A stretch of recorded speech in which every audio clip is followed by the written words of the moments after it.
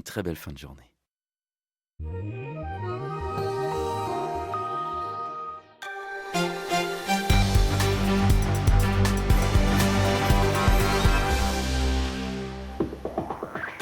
Bonsoir à tous, soyez les bienvenus sur France 3 Alpes. Voici les titres de ce journal.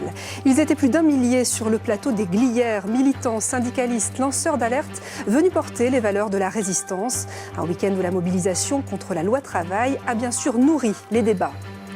Nous irons aussi près de Chambéry, sur l'aire d'autoroute de l'Abysse, où des syndicalistes de la CGT ont invité des routiers étrangers à partager le verre de l'amitié et à discuter de leurs conditions de travail. Et puis comme tous les dimanches soirs, nous parlerons sport avec vous, Frédéric Lefrançois. On vous écoute pour le programme. La page sport ce soir sera multisport avec du rugby et le CSBJ pour la dernière journée de championnat de Pro D2. Nous parlerons également un petit peu de moto, un soupçon de basket, la revue du web. Et puis ce soir, notre dossier sport sera consacré aux fous du volant. À Chambéry, nous avons rencontré des bad boys et des bad girls. Tous jeunes et membres du Badminton Club de Chambéry, le plus gros club savoyard, qui nous a accueillis pour faire le point sur la discipline. Mais d'abord, direction la Haute-Savoie et le plateau des Glières où se sont réunis près d'1 millier de personnes. Ils se définissent comme des citoyens résistants et se rassemblent tous les ans pour faire vivre les valeurs de la résistance. Une démarche évidemment nourrie cette fois par l'actualité des derniers jours. Jean-Christophe Pain, Franck Serroni. Il ne s'agit pas de rassurer les marchés, comme on l'entend dire, mais d'en prendre le contrôle. À la tribune, un ancien de chez LIP, le symbole en France des ouvriers autogérés. Comme lui, tous veulent transformer l'élan des indignés en lame de fond. Elle, c'est l'inspectrice du travail qui fut condamnée dans l'affaire Tefal. Fidèle au poste, plus que jamais. Aujourd'hui, en tant que syndiqué, on se bat pour que la réglementation ne bascule pas du côté pro-patronal et anti-salarial. Parce qu'on serait alors obligé d'appliquer une réglementation extrêmement défavorable aux salariés. C'est pas ce qu'on veut, c'est pas ce qu'on souhaite. Mais en même temps, on sent bien qu'il y a une résistance généralisée et donc on ne peut pas perdre espoir. Je pense que les résistants, là on est sur le plateau des Glières, je pense que les résistants à la Seconde Guerre mondiale, s'ils avaient perdu espoir, on serait tous allemands aujourd'hui. Donc on ne peut pas et on n'a pas le droit de perdre espoir et on doit continuer de se battre, c'est important. Une petite voix me répétait alors, sans cesse, que je devais garder mon sang-froid pour pouvoir supporter ce qui m'attendait. Une journaliste syrienne emprisonnée par Bachar el-Assad. Une sociologue turque torturée pour avoir défendu les minorités arméniennes et kurdes. Des femmes résistantes d'aujourd'hui, toutes deux réfugiées en France. Terre d'accueil où la contestation les a rattrapées, c'est leur fierté. À Paris, dans le Nid debout, les lycéens qui étaient battus par la police discutaient. Maintenant, il faut utiliser des autres méthodes pour qu'ils ne nous battent pas. Par exemple, on peut utiliser des clowns. Ils réfléchissent comment. Parce que toujours on montre les casseurs. Mais c'est pas ça. Ils veulent continuer, mais comment sans être tabassés. Dans le public, au moment du pique-nique, nous rencontrons des jeunes qui veulent justement sortir de la spirale de la violence. Ici, ils ont trouvé un peu d'espoir. L'idée, c'est de reprendre confiance dans le collectif et se dire qu'on n'est pas, contrairement à ce qu'on nous inculque, on n'est pas dans une société d'individualité, mais qu'on est aussi dans un tout. Et dans ce tout, les différentes individualités peuvent résonner et peuvent créer des choses et que ces choses sont belles, quoi. Qu'on n'est pas obligé de subir, qu'on peut exister, qu'on n'est pas que dans la soumission. L'an dernier, le rassemblement des Glières projetait le film Merci Patron en avant-première. Aujourd'hui, il fait un tabac dans les nuits debout. C'est un vice de procédure qui avait abouti à sa libération en septembre dernier. Celle que l'on surnomme la veuve noire de l'Isère, Manuela González, sera rejugée à partir de demain à Valence. Elle est accusée d'avoir organisé la mort de son dernier mari. Rappel des faits avec Florine Eba. Manuela González, de retour sur le banc des accusés.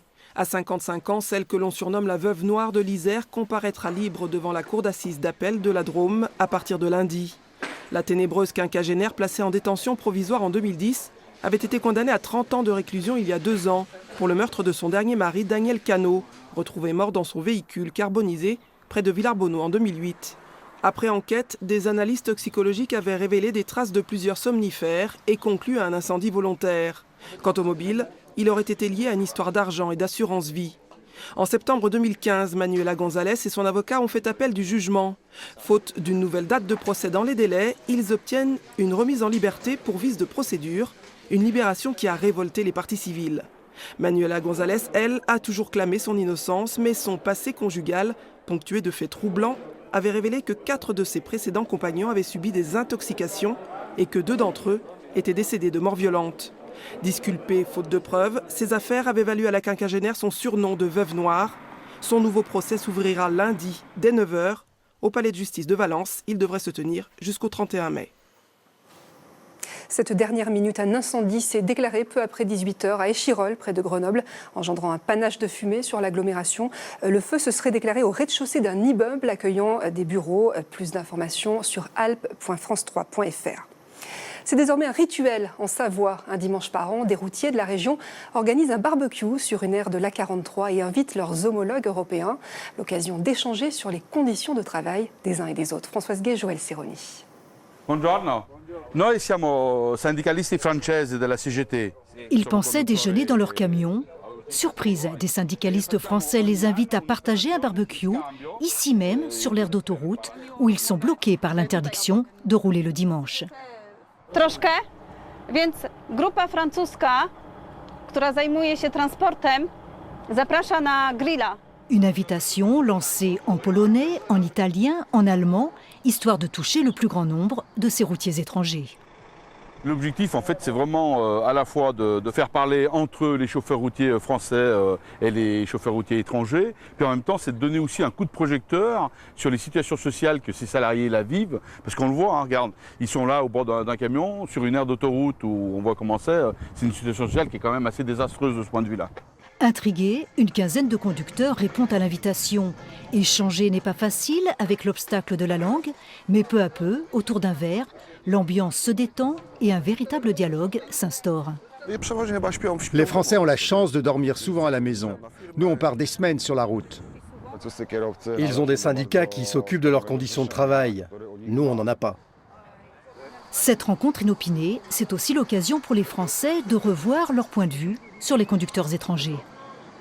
Certains conducteurs français ont la haine des conducteurs de l'Est parce que, soi-disant, ils nous piquent notre travail. Mais c'est pas du tout ça. C'est les gros groupes français ou européens qui sous-traitent aux entreprises des pays de l'Est pour réduire leurs coûts et pour augmenter leurs marges. Eux, ils sont là pour faire vivre leur famille, simplement. Ils ne sont pas là pour nous piquer notre travail. Ce n'est pas nos adversaires, c'est nos collègues, c'est des collègues de travail. Cet échange autour d'un barbecue, c'est la 5e année que la CGT de Savoie l'organise, avec l'espoir qu'un jour, il sera généralisé sur l'ensemble du territoire. Et cette rencontre a aussi été l'occasion d'évoquer le projet de loi travail et cette promesse faite aux routiers ce matin par le secrétaire d'État au transport, Alain Vidalis. Leurs heures supplémentaires ne pourront être majorées à moins de 25%. On écoute la réaction du secrétaire général de la CGT Savoie. Bien sûr, il y a peut-être le fait que les heures supplémentaires ne seront pas rémunérées à 10% dans certains cas, mais en même temps, qu'est-ce qui va faire des heures à 50%? Dans la loi de travail, par exemple, pour le transport routier, il y a aussi le début des heures de nuit. Aujourd'hui, les heures de nuit, dans certaines entreprises, c'est 21h, d'autres 22h, donc on voit bien que c'est au moment où les salariés roulent. Et en fait, dans la loi de travail, par exemple, ça va partir à partir de minuit. Donc on voit bien qu'aujourd'hui, cette loi travail, elle contribue, avec des exemples, à tout tirer vers le bas. Et on le voit aujourd'hui, je dirais, avec les chauffeurs routiers des autres pays aussi, c'est la même chose. Donc nous, ce que nous voulons, c'est le retrait de cette loi. La polémique enfle depuis quelques jours. Dans l'Ain, la Maison d'Isieux va perdre une partie de ses subventions, 20 000 €. La région invoque des restrictions budgétaires pour se justifier. Ce lieu, dédié à la mémoire de la Shoah, accueille pourtant de plus en plus de visiteurs chaque année. C'est notre reportage Grande Région. Il est signé Daniel Pajon et Pierre Lachaud. La Maison d'Isieux, déjà dans des difficultés financières, pourrait perdre une partie de ses subventions régionales. La région est le deuxième financeur de ce lieu mémoriel de l'extermination des Juifs. C'est 17% de la subvention de la région. Il y a 13 salariés à Isieux, donc on reçoit 25 000 personnes par an. On reçoit de plus en plus de collégiens, on reçoit de plus en plus d'enfants des quartiers, dont certains sont musulmans, pour parler de la Shoah, pour parler des valeurs de la République. Bon, ça me paraît quand même un problème. Et je lui ai dit, mais la seule solution, ça va être de licencier des gens. En effet, jeudi soir, Laurent Wauquiez, le président de la région, appelle Thierry Philippe. La baisse de subvention était prévue à hauteur de 40 000 €, les fameux 17%. Les deux hommes parviennent à une solution médiane, ce sera 20 000 €, encore trop pour le président de la Maison d'Isieux, nécessaire aux yeux de l'exécutif régional. L'objectif, c'est pas de faire moins pour les lieux de mémoire, c'est de faire mieux pour les lieux de mémoire et de mettre en travail commun Isieux avec tous les autres lieux de mémoire de la région. Donc ces 20 000 € ne seront pas en moins pour Isieux, on va les réserver à des actions de coopération entre Isieux et d'autres lieux de mémoire. Isieux, mais aussi le Chambres-sur-Lignon, mais aussi Dieulefit, et faire travailler tout le monde ensemble. Pour Jean-Jacques Kéran, l'ancien président de la région, on ne touche pas à l'un des 3 sites français commémorant la Shoah. Au sein de cette majorité, la droite de la droite est très présente, mais en arriver là, ça montre quand même que les vieux démons sont toujours là. La Maison d'Isieux, c'est quand même aujourd'hui quelque chose qui fait au moins l'unanimité chez tous les démocrates et les républicains. Jusqu'à aujourd'hui, la subvention régionale se montait à 240 000 €, une somme qui résulte du triplement de l'aide durant les 11 années du mandat de Jean-Jacques Kéran. Allez, chose promise, chose due, place au sport avec vous Frédéric. On attaque par du rugby, ça sent la fin de saison. Hein. Ah oui, effectivement, ça sent la fin de saison puisqu'on jouait aujourd'hui la 30e et dernière journée de Pro D2. À cette occasion, les joueurs de Bourgoin-Jallieu accueillaient ceux de Tarbes. Un dernier match couronné par une très très belle victoire sur le score de 50-19. Ça met du baume au cœur avant une autre forme d'adversité qu'il va falloir affronter du côté des Bergaliens dans les jours à venir. Un match sans enjeu. Maintenu sportivement, le CSBG est encore dans la tourmente financière. Il manque 1 million d'euros dans les caisses du club. La DNACG, le gendarme financier de l'Ovalie, peut rétrograder les Ciel et Grenats en Fédéral 1. Mais à Bourgoin, on reste philosophe. Je pense à l'instant T qu'on a notre chance encore en Pro D2. Mais on le souhaite de tout cœur, franchement. Un peu de remous, mais bon, après on est un peu habitué à Bourgoin, donc non, ça va, on a eu un début de semaine un peu agité, et ça s'est vite calmé, donc non, ils sont dans un très bon état d'esprit et prêts à faire un gros match. Le CSBJ va tout donner devant son public. Pas moins de 4 essais marqués dans la première période, un véritable festival. Les Ciel et Grenats mènent 31-5 à la pause. On a essayé de faire abstraction de ce qui s'est passé cette semaine et je pense qu'on a répondu présent sur le terrain. Dans la deuxième période, les Ciel et Grenats vont continuer à dérouler et inscrire 3 essais, 50-19, score final, Rajon exulte. On s'est dit qu'on voulait faire plaisir à notre public quoi qu'il en soit et se faire plaisir nous aussi. Et voilà, on a envoyé tout ce qu'on pouvait. Enfin, c'est une équipe de Tarbes qui est en difficulté début de saison, mais qui a joué le jeu. Et voilà, je pense que ça fait quand même un beau match de rugby. Personne n'a lâché et voilà, on s'est fait plaisir.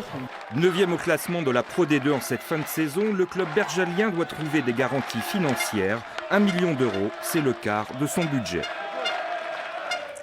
Et puis encore une info rugby qui est tombée en début d'après-midi. Elle concerne Vincent Clerc, c'est officiel. Le joueur de 35 ans, né à Échirolles, ancien joueur de Grenoble, formé également à Grenoble. Après 14 ans de bons et loyaux services du côté de Toulouse, Vincent Clerc quitte Toulouse direction Toulon. Alors sur la photo, pour ceux qui ne l'auraient pas reconnu, Vincent Clerc, c'est le personnage au deuxième plan, devant et tout sourire. C'est le patron de Toulon, ni plus ni moins que Mourad Boujalal. Il a le sourire et on peut le comprendre, il a fait une belle affaire. On poursuit avec de la moto et des nouvelles de Loris Baz. Loris Baz, des nouvelles de Loris Baz, effectivement, le pilote haut-savoyard qui participait aujourd'hui au 6e Grand Prix MotoGP de la saison. Et un Grand Prix qui s'est couru en Italie sur le circuit de Mugello. Sur ces images, on voit Loris hier lors des qualifications. Des qualifications difficiles pour Loris et une course encore pire puisqu'il s'est arrêté dans le premier tour suite à une chute. Prochain rendez-vous pour se remettre dans la course en Espagne le 5 juin prochain avec le Grand Prix de Catalogne.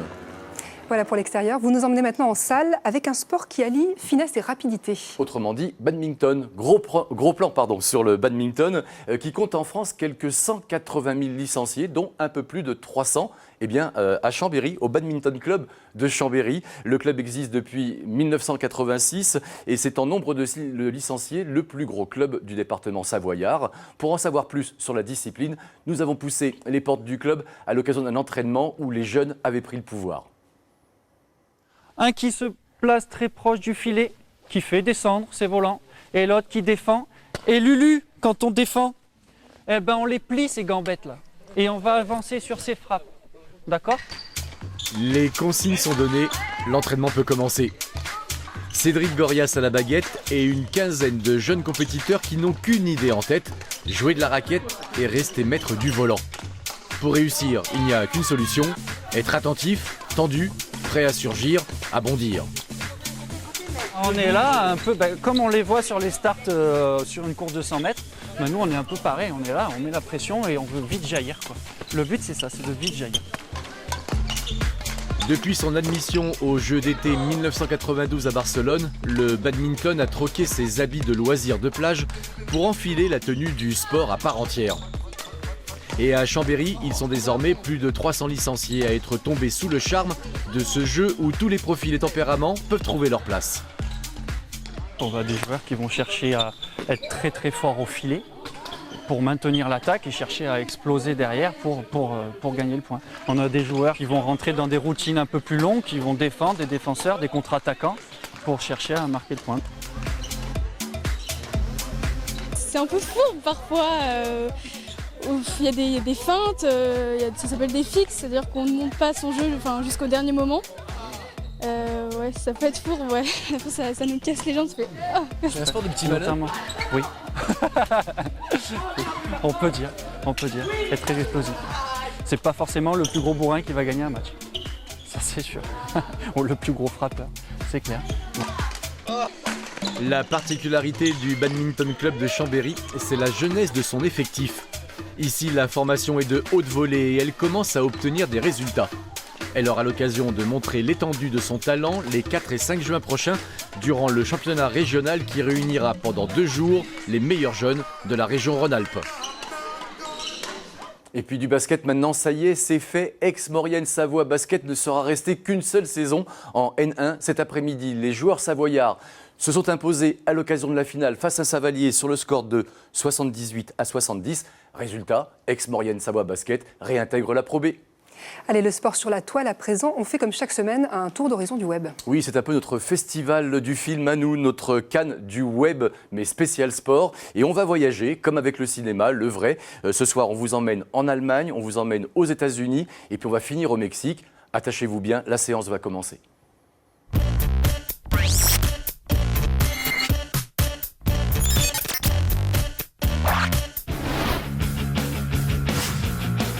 Et on attaque avec un peu de tennis à la sauce freestyle.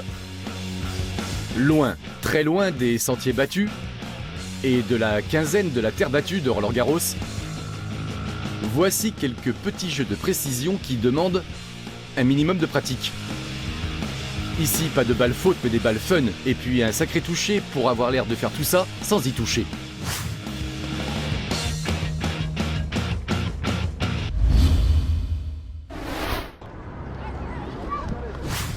En selle. Voici une virée en bicross dans les rues de New York qui fait frissonner. Nos riders n'ont pas leur pareil pour descendre ou remonter les fils de voiture. Et au passage, quand l'occasion se présente, ils peuvent même utiliser les remorques comme rampe de lancement. Ça passe ou ça casse, mais apparemment, il y a toujours la place, donc c'est la classe.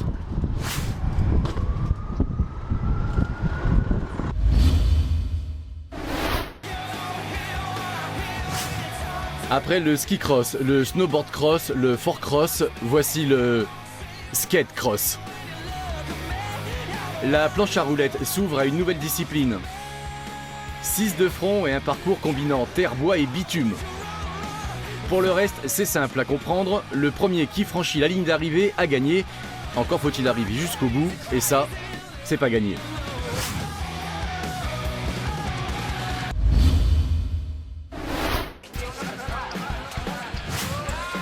Et on se quitte avec notre vidéo foot pour patienter jusqu'à l'Euro. À première vue, notre homme a l'âge de jouer en vétéran. Sauf que celui qui se fait passer pour un ancien a des jambes de gamin. Et un niveau qui met vite tout le monde d'accord. En fait, sous le maquillage se cache CN Garnier, le Français, ancien champion du monde de football freestyle. Voilà, fin de la connexion. Bonne semaine sur vos claviers et à plus tard. Et on se quitte comme toutes les semaines avec l'affiche. Et l'affiche de la semaine prochaine, c'est du football avec un match très important pour le GF38 qui accueille samedi l'équipe de Monceau-Bourgogne. Ce sera à 18 h au Stade des Alpes. Match très important. Pourquoi ? Parce que le GF38 peut continuer à rêver à une accession à l'échelle du dessus, dans la division supérieure, autrement dit en national. Mais il faut gagner tous les matchs qu'il reste. Et donc celui-là en particulier. Si le GF38 monte en national l'année prochaine, on aura des beaux derbys avec le TG. Merci Frédéric. On va terminer avec une exposition à vous donner des frissons, une exposition dédiée aux monstres de tout poil. Ça se passe au Muséum et à la Casemate de Grenoble. Visite guidée Denis Vigneaud-Duguet et Jean-Pierre Rivet. Le Muséum de Grenoble invite le visiteur à découvrir les monstres naturels, ce que l'on qualifie d'erreurs de la nature. Des animaux hors normes, des spécimens atteints de malformations qui depuis toujours hantent l'imaginaire et suscitent parfois l'inspiration des romanciers. C'est le cas de Camille Renversade, ce chasseur de l'étrange qui se met en scène ici dans son cabinet extraordinaire. Un lieu à part dans l'exposition, un univers délirant où le faux côtoie en permanence le vrai, une œuvre destinée à nous faire perdre nos repères. Au muséum, on parle des monstres dans le domaine naturel, de l'histoire naturelle, de la biologie, de la vie. Et nous, on traite les monstres du côté plutôt artificiel, et c'est-à-dire plutôt la relation qu'on a avec les machines et avec les robots particulièrement. On a fait le choix de parler des robots humanoïdes. C'est une expo qui parle aussi de ce qui se fait à Grenoble, de la recherche à Grenoble, parce qu'à Grenoble, il y a beaucoup de chercheurs avec qui on a travaillé sur le domaine de la robotique, de l'intelligence artificielle, du numérique. Et voilà, et c'est une autre façon plus culturelle d'aborder le sujet. Et ça, c'est quelque chose auquel on tient tout particulièrement. À la Casemate, contrairement au muséum, les monstres ne sont pas faits de chair et d'os, même si parfois la ressemblance peut être trompeuse. Non, ici, les robots bougent et interagissent avec le visiteur. Le lien se développe entre l'être et la créature. Nous, on a décidé de se focaliser justement sur ces relations sociales à la Casemate. Comment elles vont être, quelle interface on va donner à ces machines. Est-ce qu'il y a des choses qui vont être interdites? Est-ce qu'on a le droit de frapper son robot? Est-ce qu'on peut faire l'amour avec son robot? Devenir meilleur ami avec un robot? Donc c'est des questions qu'on a voulu nous poser ici. On est allé voir des chercheurs locaux grenoblois, à l'INRIA, au laboratoire informatique de Grenoble, mais on a aussi rencontré des artistes pour créer quelque chose, avoir plusieurs points de vue sur cette technologie émergente. Monstre naturel ou artificiel, tout est une question de perception et de regard. Dans la nature, c'est l'homme qui qualifie l'autre de monstre. Et dans la robotique, c'est encore l'homme qui choisit, par la programmation, de créer un monstre ou un allié. Avant de se quitter, je vous rappelle ces deux informations. Près d'1 millier de personnes se sont réunies ce week-end sur le plateau des Glières en Haute-Savoie. Ils se définissent comme des citoyens résistants et se retrouvent chaque année depuis 10 ans en réaction à la très médiatique visite de Nicolas Sarkozy. L'idée est faire vivre les valeurs de la résistance dans le monde d'aujourd'hui. Une démarche évidemment nourrie cette fois par la mobilisation contre la loi travail. Des idées d'extrême droite. Et puis cette dernière minute, un incendie s'est déclaré peu après 18 h à Échirolles, près de Grenoble, engendrant un panache de fumée sur l'agglomération. Le feu se serait déclaré au rez-de-chaussée d'un immeuble accueillant des bureaux. Plus d'informations sur alpes.france3.fr. C'est la fin de ce journal. Merci de l'avoir suivi. Dans un instant, la météo.